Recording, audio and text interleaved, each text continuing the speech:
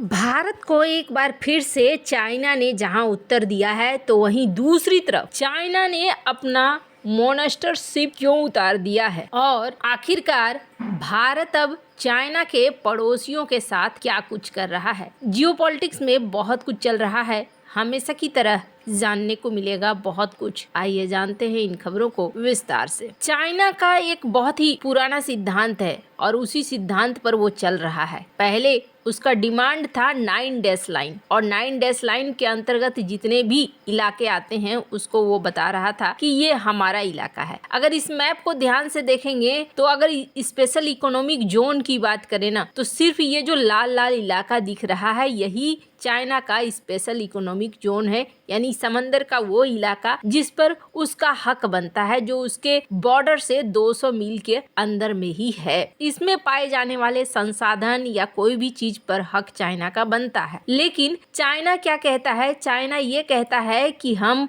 9 dash line को मानते हैं। हालांकि अब धीरे धीरे बात 11 डैश लाइन को भी 11 डैश लाइन की भी होने लगी है। 9 डैश लाइन में या 11 डैश लाइन में पूरा का पूरा ये इलाका आता है और इनका कहना है कि ये हमारा है, इस पर हमारा हक है। तो बाकी के देश जो हैं जैसे कि वियतनाम, उनका समुद्री क्षेत्र तो यही है, ब्रुनई है, मलेशिया है, उनका भी समुद्री क्षेत्र यही है, फिलीपींस है, तो उनका 200 माइल कहाँ गया, उनका स्पेशल इकोनॉमिक जोन कहाँ गया। ये देश कहते हैं कि नहीं, ये जो इलाके हैं ये हमारा है। अब चाइना क्यों कहता है? क्योंकि यहाँ पर बहुत सारा धन संसाधन सारा कुछ यहाँ पर है। पर अब जाकर क्या देखने को मिल रहा है कि यहाँ भारत ने भी कुछ रणनीतियां चलनी शुरू करी है। चाइना को अगर आप देखेंगे तो चाइना क्या करता है, चाइना भारत के पड़ोसियों को अपने साइड में रखता है। और ये चाइना ने 1 दिन 2 दिन में नहीं किया, बल्कि चाइना ने इसके लिए अच्छा खासा वक्त लिया है। अच्छा खासा वक्त के बाद ये सारी चीजें यहाँ पर हुई हैं। अभी आप देखेंगे तो एक मोनास्टरशिप जो कि 12 किलो टन का है, 12,000 टन का है, ये उतार दिया गया है सोल द्वीप के पास। और ये कहाँ है?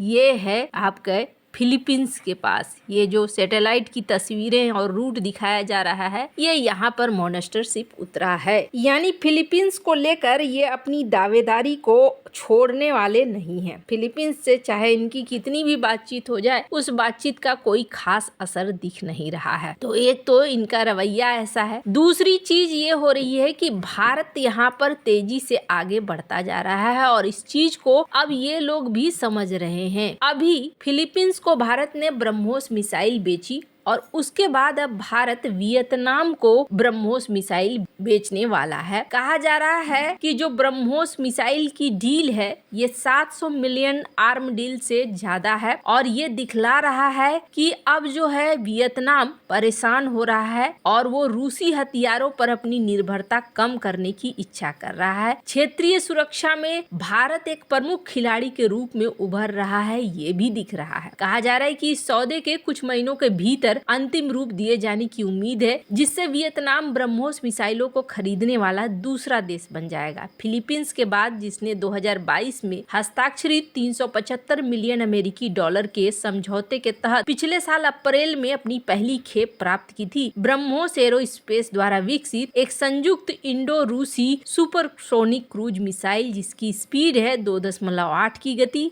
ये यहाँ पर पहुंच जाएगी, जो 900 किलोमीटर तक की दूरी तय कर सकती है। किंग्स कॉलेज लंदन में अंतर्राष्ट्रीय संबंधों के लेक्चरर हैं वॉल्टर लेडविग। इन्होंने कहा कि देखिए, जो चीन का दृढ़ व्यवहार है और यहाँ पर भारत और वियतनाम के बीच में साझेदारी हो रही है, ये दिखला रहा है कि फिलीपींस के सौदे के तुरंत बाद ये सौदा होना मतलब दक्षिण पूर्व एशिया में भारत एक रणनीतिक और सुरक्षा खिलाड़ी के रूप में भूमिका अपनी बढ़ा रहा है। वियतनाम के लिए, जो कि लंबे समय से रूसी टेक्नोलॉजी पर निर्भर रहा है, ये समझौता अपने हथियार आपूर्तिकर्ता में विविधता लाने का व्यापक प्रयास का संकेत भी देखने को मिल रहा है। यूक्रेन में युद्ध ने इस मोड़ को और तेज कर दिया है, जिसने रूस के रक्षा उद्योग को बाधित कर दिया है, वैश्विक ग्राहकों के साथ उसके संबंधों को जटिल बना दिया है। सिप्री की एक रिपोर्ट के अनुसार साल साल 2022 में वियतनाम के हथियारों के आयात में रूस का हिस्सा 60% था, जिसे अब ये कम करना चाहता है। कहा जा रहा है कि ब्रह्मोस मिसाइल वियतनाम की रक्षा जरूरतों के लिए एकदम खास है, क्योंकि मिसाइल का तट आधारित एंटी-शिप संस्करण वियतनाम की अपनी तट रेखा की रक्षा करने और विवादित दक्षिण चीन सागर में संभावित खतरे को रोकने की क्षमता बढ़ाएगा। अक्टूबर में वियतनाम ने विवादित जल में अपने मछुआरों के खिलाफ चीनी तटरक्षक बल के बल प्रयोग पर चिंता जताई थी। हनोई ने कहा था कि चीन सागर में अपने दावे का विस्तार कर रहा है, जो ठीक नहीं है। अब माना जा रहा है कि 3 कारणों से वियतनाम ये समझौता भारत के साथ कर रहा है। पहला, रूस पर निर्भरता कम कर रहा है। दूसरा, भारत के साथ संबंधों को गहरा कर रहा है। तीसरा,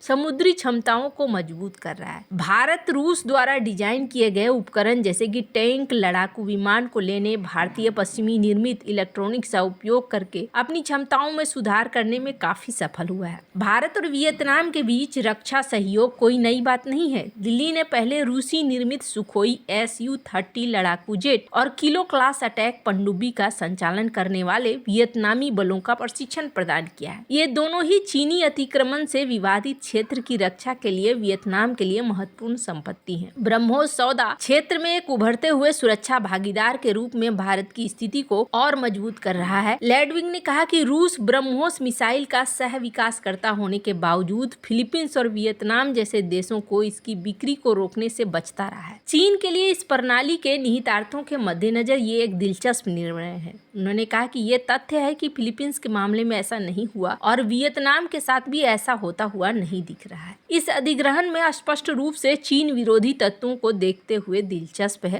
खैर, जहां देखने को मिल रहा है कि यहां अब चीजें बदल रही है, तो वहीं वियतनाम इजराइल से एंटी एयर मिसाइल टेक्नोलॉजी भी ले रहा है। भारत और दक्षिण कोरिया से जहाज का निर्माण का टेक्नोलॉजी प्राप्त करके धीरे धीरे अपने हथियारों के जखीरे को अलग अलग दिशा में मोड़ रहा है। पर यह माना जा रहा है कि जिस तरीके से वियतनाम, फिलीपींस के बाद वियतनाम और एक तीसरा खिलाड़ी भी है जिस पर भारत की नजर है, और वो है इंडोनेशिया। स्क्रीन पर देख सकते हैं एक आर्टिकल। इंडोनेशिया को न्योता दिया है भारत ने, और भारत में ये मुख्य अतिथि के तौर पर आ सकते हैं 26 जनवरी को, जो माना जा रहा है कि भारत का एक बड़ा कदम है। अगर देखें तो यहाँ पर एक रेयर अर्थ मटेरियल का रिजर्व किन किन देशों के पास ज्यादा है, तो यहाँ देखिए चाइना के पास सबसे ज्यादा है, लेकिन 2 देश और भी हैं, कुछ देश और भी हैं, जैसे कि वियतनाम, भारत, ब्राजील, रूस, कनाडा, यूएस में भी थोड़ी थोड़ी मात्रा है। अगर इन देशों को देखा जाए तो वियतनाम और भारत की गठजोड़ आने वाले समय में बहुत सारा बदलाव कर सकती है। ये गठजोड़ बहुत ज्यादा महत्वपूर्ण है और इस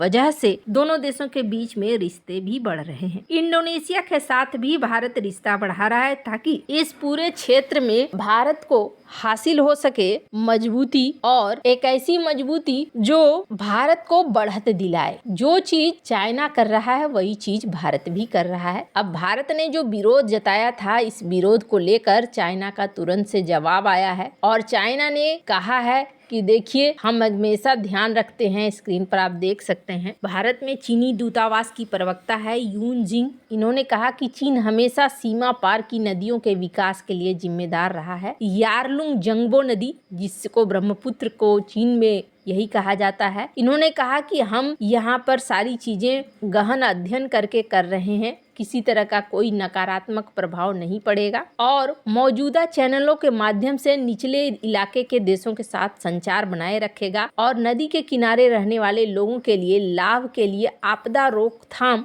और राहत पर सहयोग बढ़ाएगा। अब ये कह तो रहे हैं अच्छी अच्छी बातें, भारत ने चिंता जताई थी, अब देखना होगा आने वाले समय में क्या होता है। वैसे आपको क्या लगता है इन सब मामले में, आपकी क्या राय है, कमेंट कर जरूर बताएं। जल्द मिलते हैं अगले वीडियो में नई खबर के साथ।